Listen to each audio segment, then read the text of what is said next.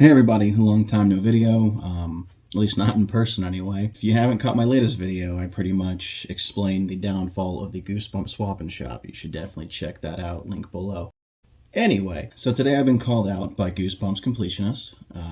He has set up what we're calling the Mount Rushmore of Goosebumps, or the Goosebumps Mount Rushmore, but like the four main books that kind of dragged you in and kind of help establish where you were with the series. So for starters, it's like a challenge, like a lot of stuff on YouTube.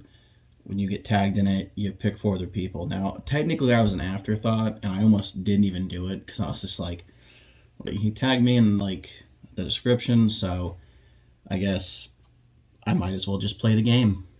So, without further ado, start by calling out my four tags. So, starting with An Otaku Life for Me. Yeah, I'm looking at you, Josh Wasaki.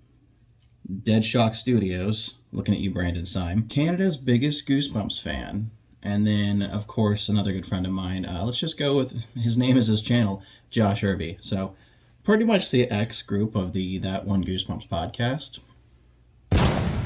Alright, my Mount Rushmore. If I was going to have to go on like a ranking of books, Dead House. I read that one like 5 times, and I really enjoyed the episode as a kid. And it was one of the first Goosebumps I read. It wasn't the very first. I'm pretty sure the very first one I read was Curse of the Mummy's Tomb. But if I'm going off, I guess, my top 4 books, be Dead House, then One Day at Horrorland. Just the concept has stuck with me forever. If I ever come into like stupid money, like I win the lottery, I'm going to open up my own version of it.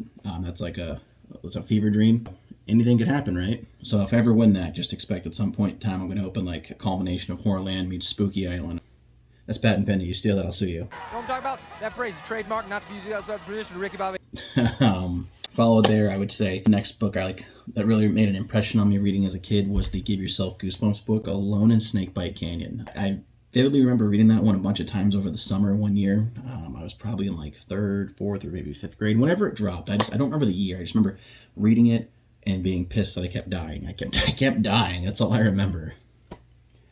And then like 2,000 books didn't really stick with me too much. I didn't read a lot of them. I guess The Curse of the Black Ring, and there's a funny story behind why it's like special to me per se. We had, it wasn't scholastic book fairs per se, but once in a blue moon, they would bring us down to the library.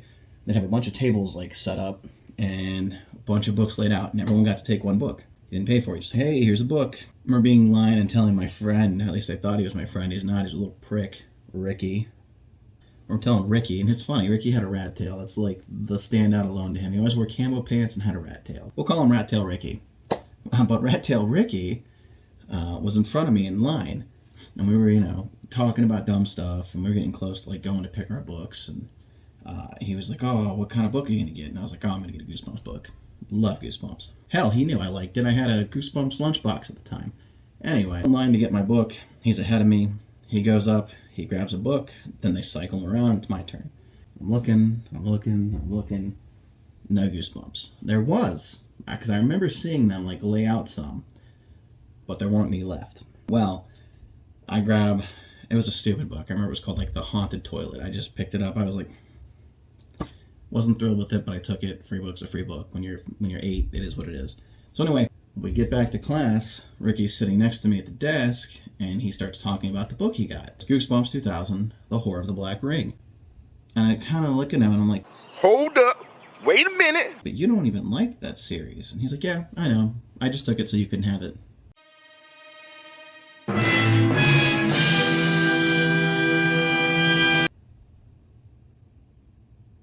So I just kind of sat there and was like, Are you fucking kidding me?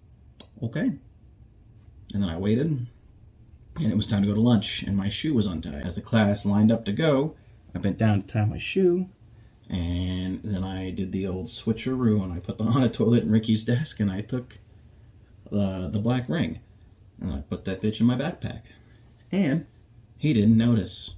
The next day goes by, didn't notice. Day 2, we're going through our desk for pencils or something, there's a test, and he pulls out the Haunted Toilet, and he's like, I didn't get this book. I was like, oh yeah, no, that's so weird. He's like, isn't that the book you got? I was like, no, not at all. He's like, well, what happened to your book? I was like, I don't know. It's like, I took it home. So, yeah, it's special because I rescued it from Rat Tail Ricky. I don't condone stealing, but don't be a dick. I gave it a good home. I mean, it It was going to sit in his desk. It probably would have ended up in like a donation pile or got beat to hell. I took it home and read it. Yeah, that's my Mount Rushmore, I guess. So like I said, leave a comment down below. Let me know what yours was. What are your top 4? What are the 4 that mean the most to you? I think that's what this is about. Goosebumps Completionist tossed the gauntlet. I just happened to catch it in the back row. Even though he didn't tag me in the original video, it was just in the description.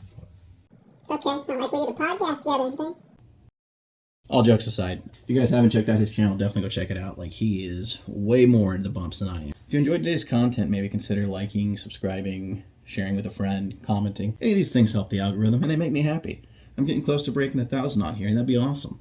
I guess I'll take this time to update you on what comes next in the channel. I had Goosebumps Goes Through Reviews 3 planned, but as you can see with me packing and moving, there's going to be a bit of a pin put in that, plus I have to write the script, because in the script, there was this whole plot where essentially Slappy downloads a virus, so I put a pop-up here, and it's a picture-in-picture I was going to use. Originally, I had written Goosebumps Completionist into it, but then he got busy, so I was like, hey, Brandon Syme, and then he got busy, so I was like, Josh Wasaki, and everyone's just busy. Now comes the rewrite, where I pretty much scrapped that whole part, and it's just me and Slappy going back and forth. When I finally get around to it, and I get settled with my move, probably sometime in September, because editing takes about half a month to do it once I do shoot it, expect fall. Expect fall for Goosebumps Ghost Reviews number 3. What you gotta say, you know, starting that series, I was like, I'm not gonna be like drinking with Goosebumps. I'm gonna get one out like every week. No, it's a lot of production values. Stay patient with me on that. And then there's Goosebumps Beyond number 2.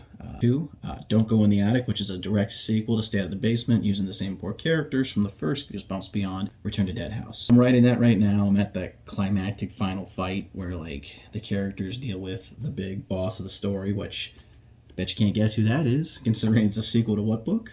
From there, I've got to write the ending, and then it's on to the 3rd one. And somehow, after like a year and a half of not actually producing anything with those 2 series, they'll almost be queued up. There's like an early draft of Goosebumps Goes Through Reviews number 4, Say Cheese and Die.